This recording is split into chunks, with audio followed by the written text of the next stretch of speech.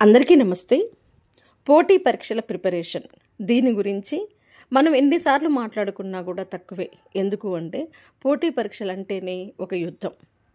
ఈ యుద్ధంలో పాల్గొనే వాళ్ళ యొక్క మానసిక స్థితి అనేది సక్సెస్ని నిర్ధారిస్తుంది అన్న విషయం అందరికీ తెలుసు. అయితే యుద్ధంలో పాల్గొందాము అని మొదలుపెట్టే వాళ్ళు చాలామంది ఉంటారు. చాలామంది ప్రభుత్వ ఉద్యోగాన్ని సాధించాలి, ఈసారి కాంపిటేటివ్ ఎగ్జామ్స్ రాసి సక్సెస్ కావాలి అనుకునే మొదలు పెడతారు. అయితే కొద్దిమంది మాత్రమే ఎందుకు సక్సెస్ అవుతున్నారు, మొదలుపెట్టిన వాళ్ళంతా ఎందుకు సక్సెస్ కాలేకపోతున్నారు? ఇక్కడ ఉద్యోగాల సంఖ్య చాలా తక్కువగా ఉంటుండొచ్చు. పోటీపడి పరీక్షలు రాసేటువంటి అభ్యర్థుల యొక్క సంఖ్య ఎక్కువగా ఉంటుండొచ్చు. అయినప్పటికీ కూడా ప్రిపరేషన్ మొదలుపెట్టిన అభ్యర్థులందరూ కూడా చివరి వరకు కొనసాగిస్తున్నారా అంటే లేదు. మొదలుపెట్టినప్పుడు ఉన్నటువంటి ఆవేశము, ఆ ఆకాంక్ష అనేది క్రమక్రమంగా చల్లారుతూ మధ్యలో నిష్క్రమించే వాళ్ళ సంఖ్యనే ఎక్కువగా ఉంటుంది.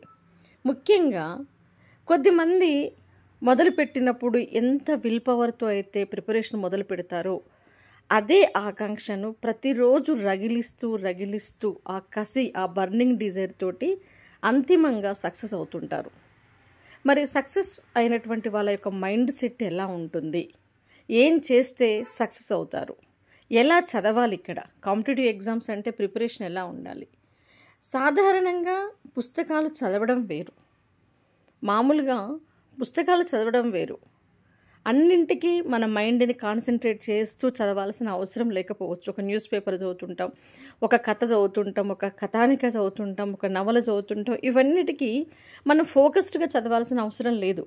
కానీ మన కెరీర్ని బిల్డప్ చేసేటువంటి ప్రిపరేషన్ ఏదైతే ఉంటుందో దాన్ని చదివేటప్పుడు మాత్రం 100% మన మనసు అనేది ఏకీకృతం కావాలి. ఏకాగ్రతతో చదివితేనే మనం సాధించగలం. ఇక్కడ మళ్ళీ కెరీర్ని బిల్డప్ చేసే ఎగ్జామ్స్ అంటే మళ్ళీ 2 రకాలుగా ఉంటాయి. అకాడమిక్ ఎగ్జామ్స్, అదేవిధంగా competitive exams. Even academic exams కూడా కొద్దిగా కష్టపడి కూడా మంచి మార్క్స్ స్కోర్ చేసే అవకాశం ఉంటుంది.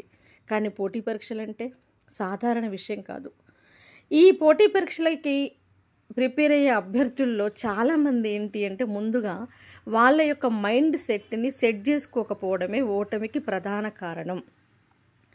ఏదైనా సరే మనం సక్సెస్ కావాలి అంటే ముందుగా మన మనసుని ప్రాథమికంగా ప్రిపేర్ చేయాలి, సన్నద్ధం చేయాలి, దాన్ని సంసిద్ధం చేయాలి. మనం కష్టపడటానికి రెడీగా ఉండాలి. మొదలుపెట్టినప్పుడు ఉన్నటువంటి కసిని చివరిదాకా కొనసాగించగల సత్తా మనలో ఉండాలి. మన మీద మనం గెలవాలి, మన లోపాల మీద మనం గెలవాలి, మనని మార్చుకోవాలి, మన అలవాట్లు మార్చుకోవాలి, కొన్ని అలవాట్లని మనలో చేర్చుకోవాలి, కొన్నింటిని వదిలిపెట్టాలి. టోటల్గా మనం ఒకటి సాధించాలి అంటే ముందుగా మన మీద మనం ఫోకస్ పెట్టి మనలో ఉన్నటువంటి వెనక్కి లాగేటువంటి లక్షణాలన్నింటినీ, మన ఓటమికి కారణమయ్యేటువంటి మనలో ఉన్నటువంటి అలవాట్లన్నింటినీ ముందుగా త్యజించాలి. మన మనసుని స్ట్రాంగ్గా సిద్ధం చేసుకోవాలి. ఆ తర్వాత ప్రిపేర్ అయ్యేటప్పుడు ఒక్క విషయం గుర్తుపెట్టుకోండి, ఎప్పుడు కూడా కాంపిటేటివ్ ఎగ్జామ్స్ చదివే వాళ్ళు ఒత్తిడితో చదవకూడదు. మీకు రాబోయే సక్సెస్ని ఫీల్ అవుతూ చదవాలి. ఇది నిజం. ప్రిపరేషన్ మీరు ఎప్పుడైతే చేస్తుంటారో, దేనికోసమైతే మీరు చదువుతున్నారో ఆ సక్సెస్ మీ కళ్ళ ముందు కనపడాలి. సహజంగా పోటీ పరీక్షలు అంటే చాలామంది భయపడుతుంటారు. ఒత్తిడి, నిద్రలేని రాత్రులు వీటినే గుర్తు చేసుకుంటారు. కానీ విజయం సాధించాలి అంటే ముందుగా మన మనసు అనే దానిని మనం గెలవాలి. ఈరోజు మనం ఏ టెంపోతో అయితే మొదలు పెడుతున్నామో ఆ టెంపోని చివరిదాకా కొనసాగించే విధంగా మనల్ని మనం తయారు చేసుకోవాలి. అంతేకాదు, మనం చదువుతున్నప్పుడు మనం సాధించబోయే విజయం మన కళ్ళ ముందు కనపడాలి. మన సక్సెస్ని మనం ఊహించుకుంటూ దాన్ని విజువలైజ్ చేసుకుంటూ చదివితే ఖచ్చితంగా మన రాసే పరీక్షల్లో విజయం సాధిస్తాం. మీరు అనుకున్నటువంటి ప్రభుత్వ ఉద్యోగాన్ని మీరు సాధిస్తారు. సో ముందుగా మీరు ఏం చేయాలి అంటే మైండ్ సెట్. మీరు చదువుతున్నప్పుడు ఎప్పుడు కూడా మీ మైండ్ సెట్ ఎలా ఉంది అనేది ప్రధానమైనటువంటి విషయం. విజయం వస్తుందా లేదా అన్న డౌట్తో మీరు చదివితే ఎట్టి పరిస్థితుల్లో మీరు సక్సెస్ కాలేరు. అంటే నేను సక్సెస్ అవుతానో లేదో, నాకు ఉద్యోగం వస్తుందో లేదో, ఇలాంటి అపనమ్మకంతో మీరు ప్రిపరేషన్ చేయకూడదు. ముందుగా మీ మైండ్ సెట్ ఎలా ఉండాలి అంటే ఇప్పుడు నేను రాస్తున్నటువంటి ఈ ఎగ్జామ్లో నాకు ఫస్ట్ ర్యాంక్ రావాలి, ఫస్ట్ ర్యాంక్ వస్తుంది అన్నంత నమ్మకంగా ఆ ర్యాంకుని పొందినట్టుగా మీరు ఊహించుకుంటూ చదివితే ఆ ఊహనే మీకు కొండంత ఎనర్జీని ఇస్తుంది, ఒక మోటివేషన్గా మారుతుంది. కాబట్టి మీ మైండ్ సెట్ అనేది చాలా పాజిటివ్గా ఉండాలి. సక్సెస్ని మీరు ఊహించగలగాలి. అదేవిధంగా feel the success before you achieve it. మనం దాన్ని సాధించడానికంటే ముందే సాధించిన తర్వాత మన లైఫ్ ఎలా ఉంటుంది అనేది మీరు విజువలైజ్ చేసుకోవాలి. చదివేటప్పుడు ప్రతిరోజు మీరు ఏ ఉద్యోగం కోసమైతే చదువుతున్నారో ఆ ఉద్యోగాన్ని సాధించినట్టుగా, గౌరవాన్ని పొందినట్టుగా, మీ కుటుంబం అంతా ఆనందంగా ఉన్నట్టుగా మీరు ఫీల్ అవ్వాలి.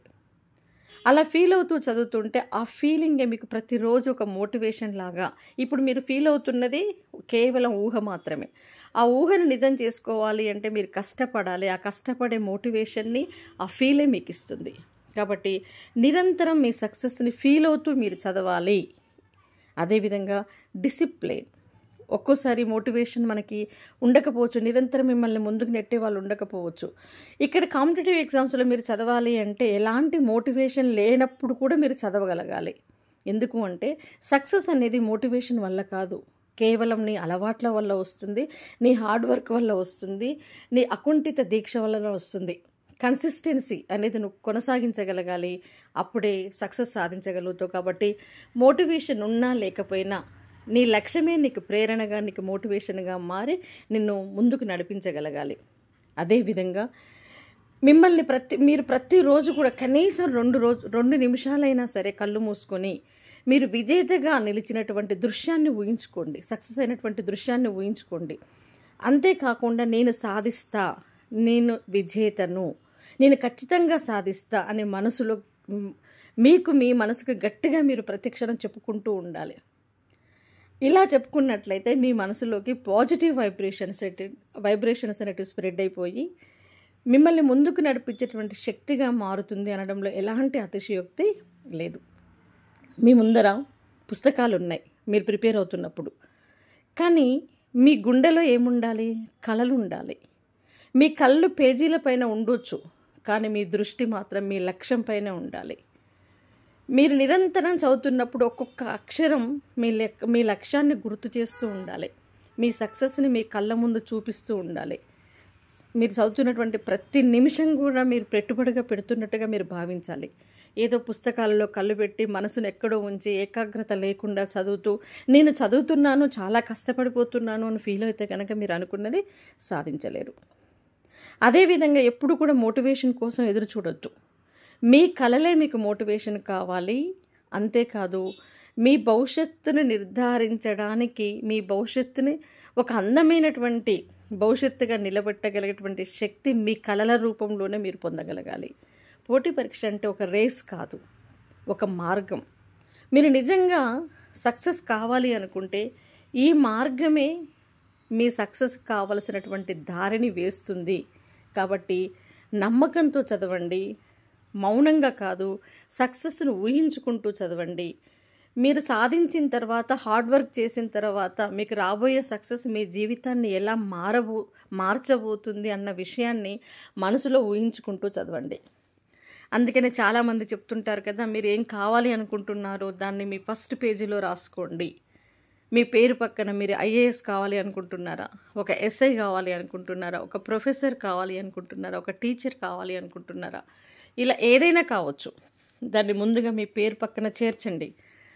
ప్రస్తుతానికి అది ఊహ, ప్రస్తుతానికి అది నిజం కాదు, కానీ భవిష్యత్తులో అది నిజం కావాలి అంటే ఈ క్షణం నువ్వు నిరంతరంగా కష్టపడాలి. కొన్నాళ్ళు కష్టపడతారు మీరు, కానీ తర్వాత మీరు అనుకున్నది సాధిస్తారు కదా. ఆ విజయం తీసుకొచ్చే ఆనందం ముందు ఈ కష్టం ఎంత? జీవితాంతం కష్టపడరు కదా. ఇప్పుడు కష్టపడితే లైఫ్ లాంగ్ మీరు సుఖపడతారు. ఒక గౌరవమైనటువంటి స్థానంలో మీ జీవితం ఉంటుంది. మీరు సాధించినటువంటి విజయం ద్వారా మీకే కాదు, మీ కుటుంబ సభ్యులకి, మీ తర్వాత తరానికి కూడా సమాజంలో ఒక మంచి గుర్తింపు, ఒక మంచి హోదా ఉంటుంది. కాబట్టి కష్టపడటానికి సంసిద్ధంగా ఉండండి. ఇప్పుడు మీరు ఫోన్లలో తలలు దూర్చి లేదా ఫ్రెండ్స్తో టైం వేస్ట్ చేసుకుంటూ గడిపే ప్రతి క్షణం కూడా జీవితంలో మీ కష్టానికి సమాధానం చెప్పాల్సిన అవసరం ఏర్పడుతుంది. కాబట్టి మీ సక్సెస్ని ఊహించుకుంటూ దాన్ని విజువలైజ్ చేసుకుంటూ నిరంతరం ఇప్పుడు మీ లక్ష్యం కోసం మీరు పోరాడండి. ఖచ్చితంగా సక్సెస్ అనేది మిమ్మల్ని వెతుక్కుంటూ వస్తుంది. ఏ ఊహ అయితే, ఏ కల అయితే మీరు కంటున్నారో ఆ కల నిజం కాబోతుంది. కాబట్టి అందరూ కూడా విజువలైజ్ చేసుకుంటూ చదవండి. All the best.